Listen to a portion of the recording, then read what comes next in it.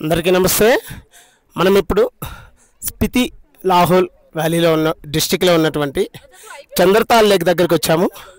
చంద్రతాల్ lake సంబంధించి photo. మనం మన యొక్క కార్ని సుమారు 2 కిలోమీటర్ల దూరంలో పార్కింగ్ చేశాము.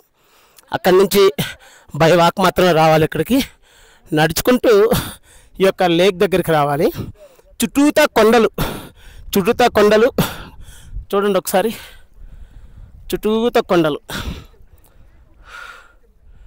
సో కొండల మధ్యలో ఉన్నటువంటి